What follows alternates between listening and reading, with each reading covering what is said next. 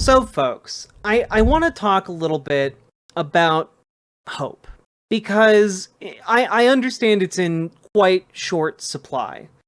And I wanted to just chat a little bit about what I'm finding hopeful in the current moment. And number one is the fact that people from all across this country in their own neighborhoods are standing up and are doing their best to fight for their neighbors and their friends and their family. You know, they are doing the work. They are putting their lives and their bodies on the lines in order to fight these masked, faceless ghouls that are patrolling our streets and trying to snatch up anyone that looks, racially convenient to them, demographically convenient to them, we'll say. And I wanted to share this video with you. This came out a few days ago from Chicago. And let's just watch what happens here. You know, you've got an ICE agent trying to detain a man here.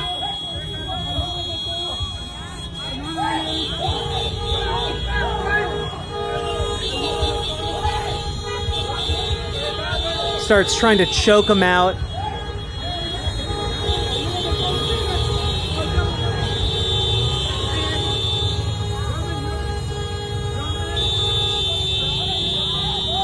Like, I want to point out, they've already roughed up this guy so much that one of his shoes is gone.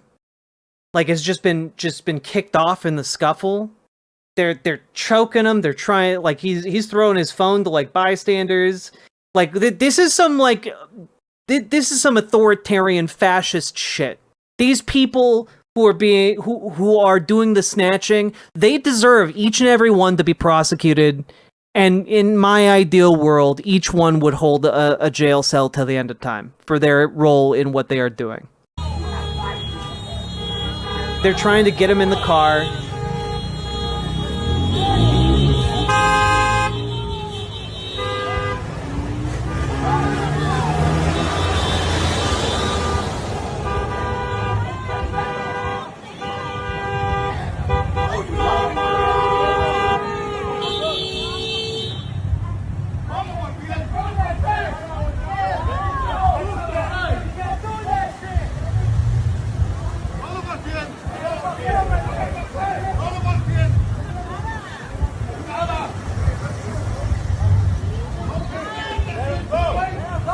Community members just descend.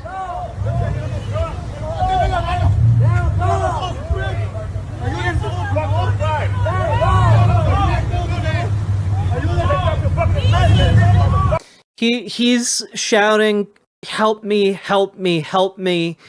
He's grabbing on to folks who are stopping by and trying to help him.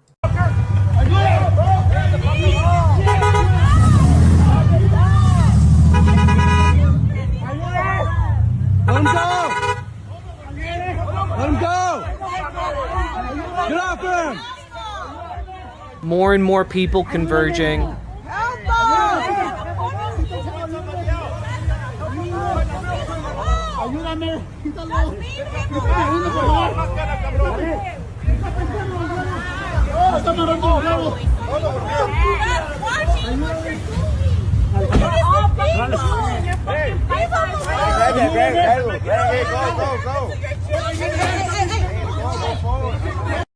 Like, the community members step in, start pulling their cuffs away, throwing them down the street, and like these absolute fascist jackasses are like running into traffic, almost getting hit by cars because they're so desperate to try and like scoop up this man for the crime of, like, no crime at all. Just, he looks like a guy. He looks like the kind of profile of guy. And we all know what that means. The Supreme Court had to step in and say, actually, it's totally fine for these fascist fucks to just grab people off the street because they look Hispanic. Yeah, running into a funeral procession of cars. Yeah, no, that is what's happening here, by the way. Hey, get the fuck out of here! Let me see your fucking face, bro!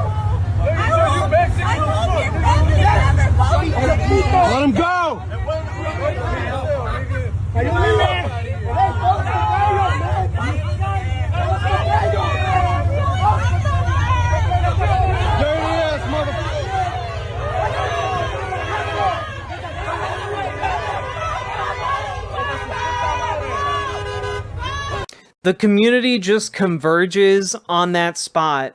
Those two guys go, oh shit, wait a minute. These people, like, if you watch earlier in the video, these people have already risked, like, assault charges by laying hands on these officers. You can see here, this woman is putting hands on this ICE officer. This man, I think, is the one who, like, slips off and, like, throws the cuffs, right?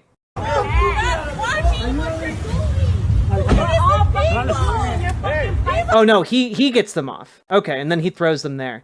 But, like, these people are putting themselves on the line. Like, ICE has already been shooting people, right? But at the same time, like, these people are heroes. I don't know if this is the case, but do you think they're helping because this is a tight-knit community? I mean, that might be part of it, but I think by and large, the other part of it is that people in general now are recognizing ICE as a threat that they must expel from their streets. People have now collectively, en masse, as a society, agreed, hey, actually these people from outside our community, these masked goons who are abducting people, are in fact bad. And when we see them doing these bad things, these attempts to kidnap people, the good thing to do is to intervene, right? This is an excellent turn of events, right? And I mean, like, we'll get to this again later. I'll be using this clip, but ICE is also, and ICE in this context needs to be understood as, like, the foot soldiers of the fascist regime. Like, they've effectively been rendered this lawless force that answers to no one but Trump. And we're kind of seeing this manifest in an interesting way that is not helpful to the regime at all, in the form of cops that are turning up to separate protesters from ICE officers who are attempting to do, kidnappings, are finding themselves the victims of ICE violence as well. Here's a video from over the weekend.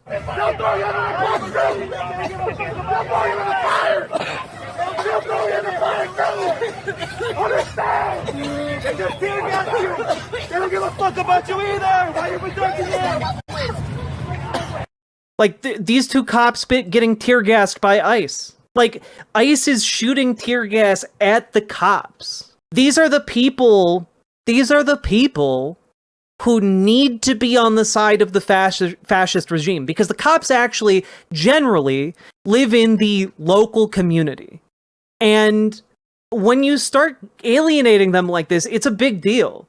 The more that cops identify with protesters rather than ICE, the better it is. The harder it is for ICE to, gain cooperation. The harder it is for them to gain actual support from the local cops and local jurisdiction. And, like, this is good. These are good things. Every single time that these people alienate the general population, which is almost nonstop. Like, it is truly incredible how often these people alienate just your average people, right? And I wanted to share this with you because when we're talking about resistance and we're talking about fighting this regime, a lot of people think of, like, you got to get in the streets, you got to get ready to scrap, right? And, well, I gotta be honest, I think that there are some more effective ways to actually diffuse what we're seeing here, Because I want to remind you all that, like, Donald Trump is going around, and his rhetoric on what is happening in, say, Portland is absolutely insane and unhinged from reality.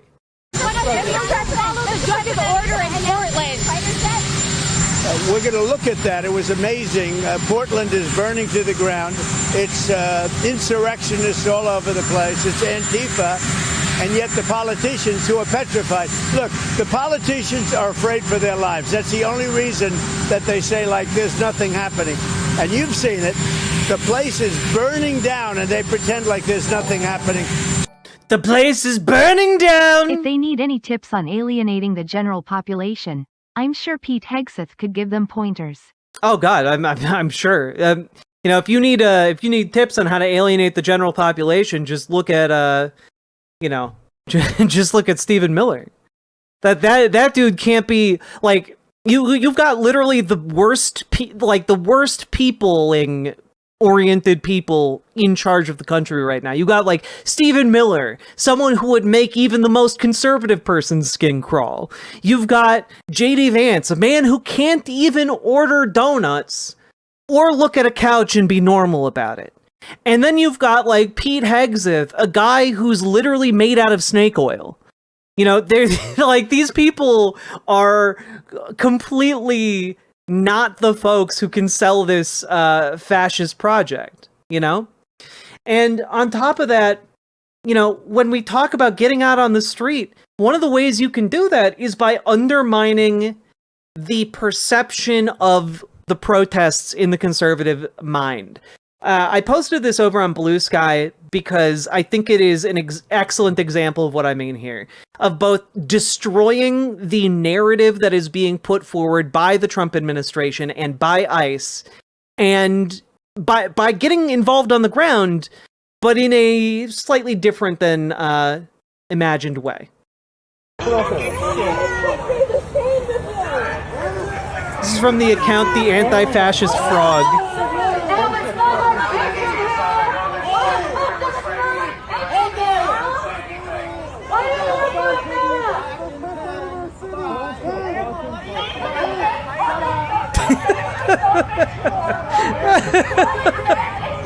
Oh God, the fucking hip thrusts, dude. Oh.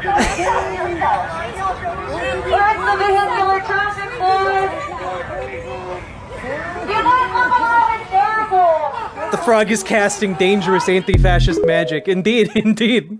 God, this is what I mean. Or this, this is posted by Senator Ron Wyden.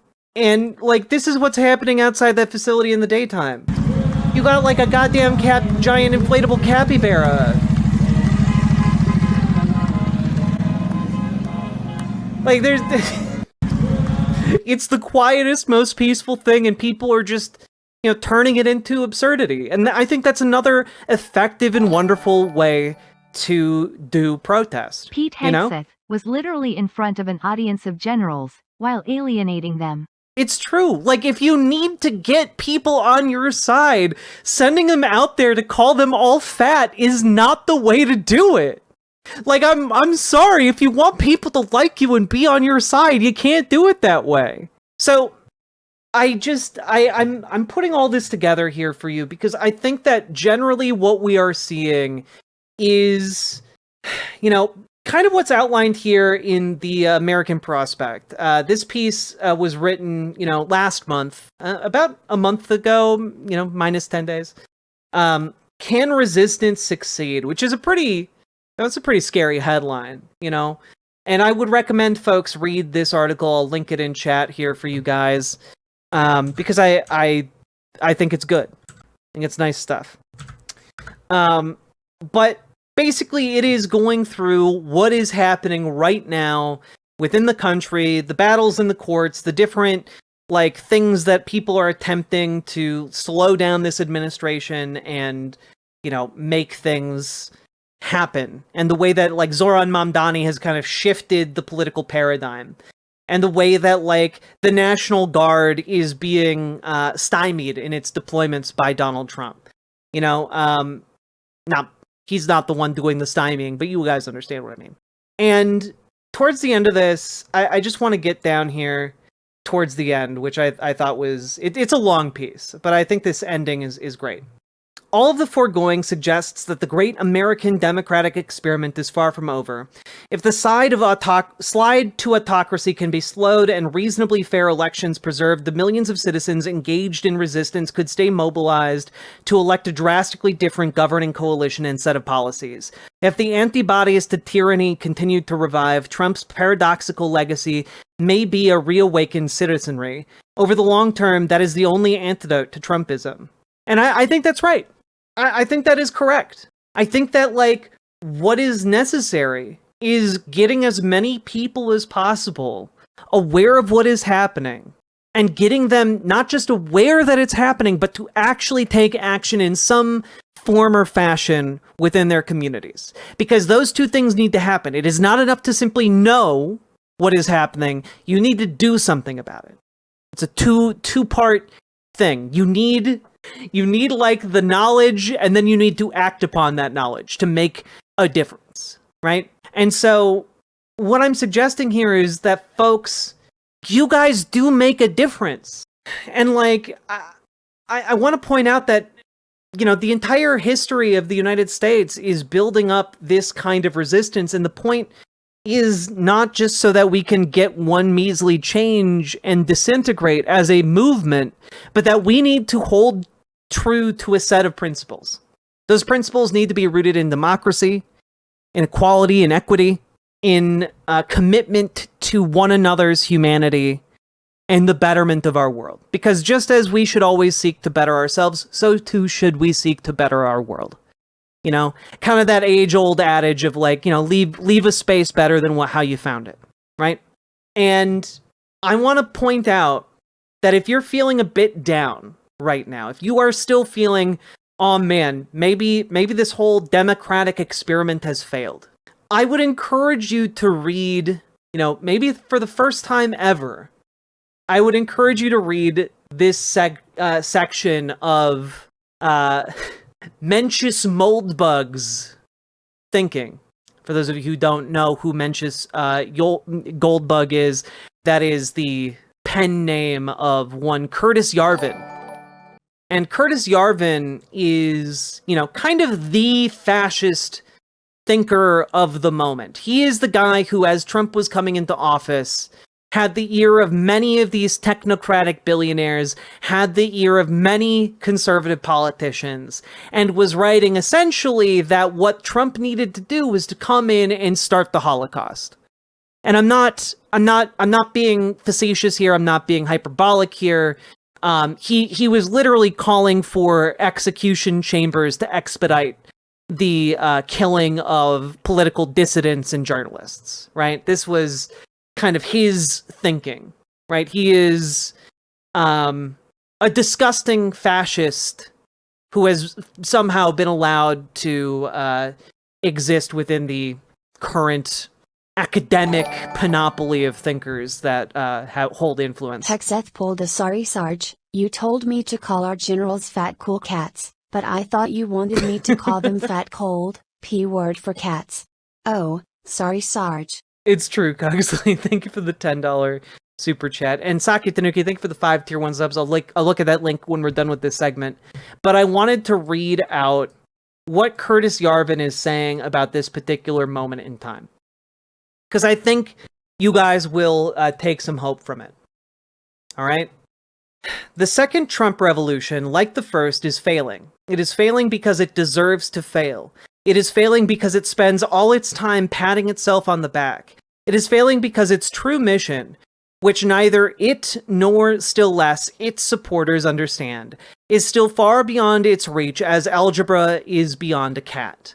Because the vengeance meted out after its failure will dwarf the vengeance after 2020, because the successes of the second revolution are so much greater than the first. I feel that I personally have to start thinking realistically about how to flee the country.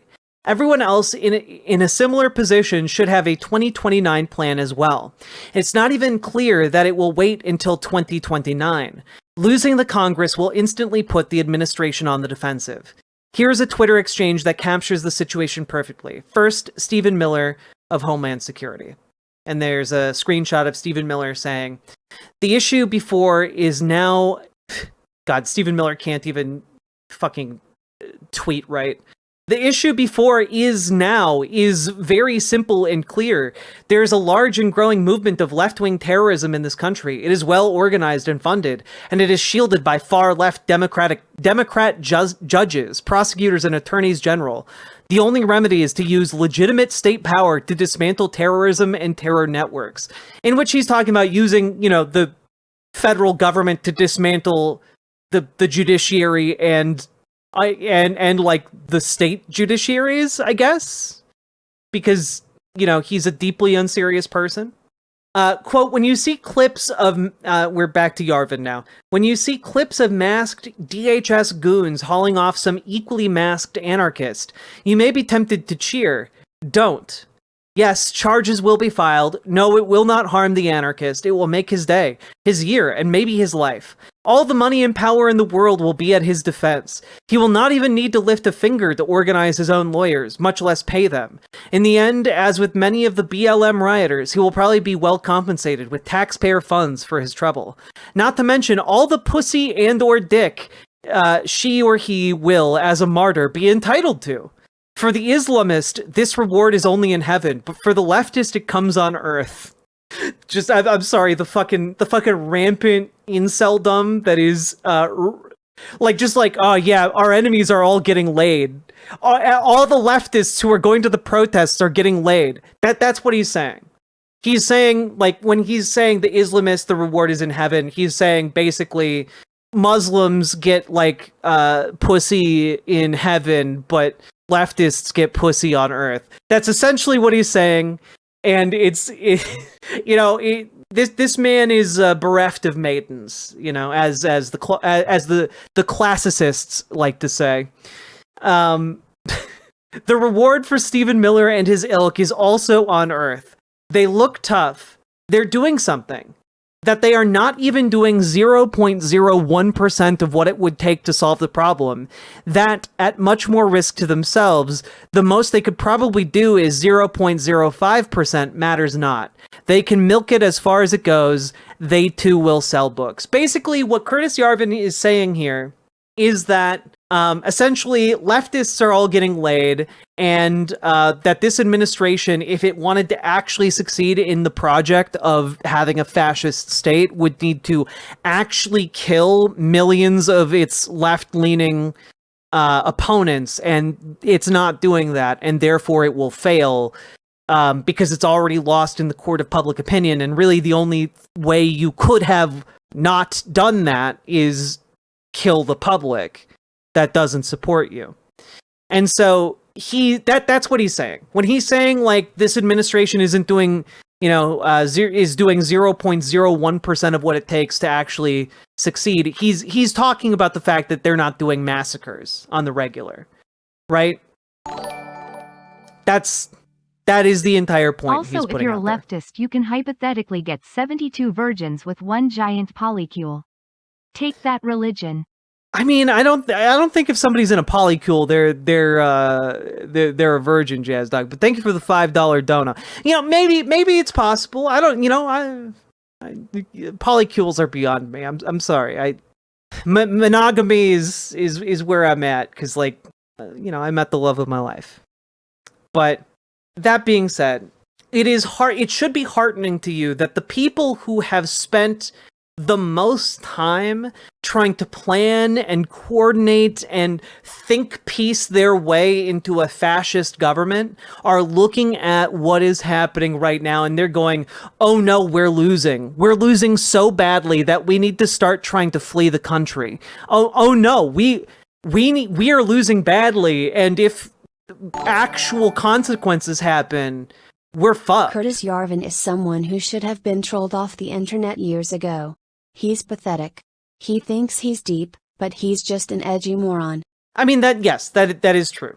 That is very true. The issue is he comes from, like, that 4chan background where, like, you can't bully him off the internet. Like, he that's what he gets off on. He likes the bullying. So it's just, I took some great degree in comfort in that. We are looking at a system that has, in my estimation, stalled a lot of the fascist attempts of this government to seize power. Not all of them, of course, but a lot of them. And I think that we will, in fact, make it another year, especially if Democrats hold firm today. Because let me tell you, Republicans fucking hate a government shutdown like this. As for all the posturing of the Trump administration, they hate it. And they are losing in the battle of public opinion, which means that they are not going to come out of this looking better. They're going to come out of this looking worse. And they were already looking about as bad as any administration, as any Congress has ever looked in history. we are in actually a very good situation here when we, at least in regards to the project of like making it to the midterms and actually having elections and actually defeating our adversaries. Because these people, the people who were the true believers of a fascist revolution, they're terrified right now. Please keep going out and protesting. Keep being silly little guys, gals, and non-binary pals, okay? Keep putting on those costumes and making your protests silly, ridiculous, and welcoming. Because we're coming up now to No Kings on October 18th here, all right? Make sure you get it on your calendars. No Kings, folks.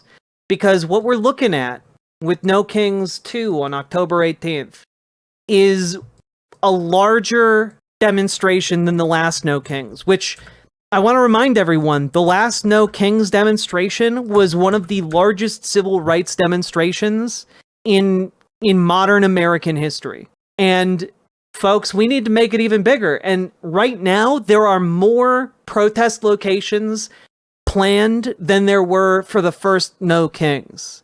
And we still got 2 weeks left, folks. All right? Get to work. Organize. Get your friends, your family, your neighbors. Get them together. Get them out there. You know, I talked with my mom recently, and she's kind of like my bellwether for where relatively non-political libs are at this very moment. Every single one of my mom's friends, and I want to remind you all, they're all like 75 plus. Every single one of them is going out on October 18th.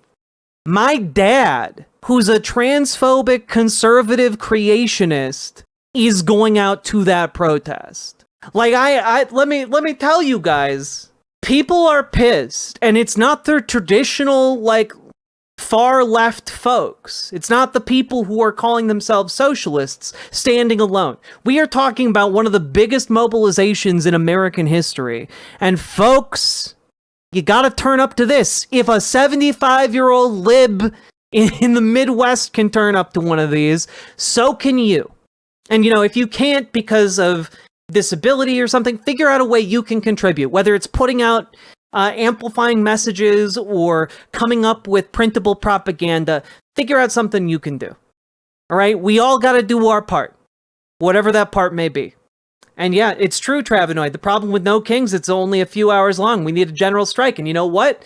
People are working on that general strike. That's right. Go to May2028.org if you want to organize about as close as we're going to get to a general strike in any type of reasonable time frame. Folks, it's real, it's happening. Remember when Pete Hegseth almost murdered a drummer? Pepperidge Farm remembers. I don't remember that, actually. Folks, go coordinate. Go coordinate your contracts with May 1st, 2028, okay? Let's go. We'll have a real May Day. We have good reason to hope, because by standing in solidarity together, by turning out onto the streets, by turning up for our neighbors, by turning up for our marginalized community members, we can and will win. Do you have the courage to like go to a protest and put on a silly frog costume? Like, I think you guys do. I know some of you guys got Halloween costumes. Let's go. Let's fucking go. And with that, remember to like, comment, and subscribe if you liked this segment. Riverboat Jack is coming to town. All the viewers gather round. Twitch and YouTube and swishy streams. All that content is bursting the seams. Politics, being and plenty more. Your sense of fashion you'll adore. So grab your stuff and hop aboard. We're going straight to Jack's Discord. Riverboat Jack.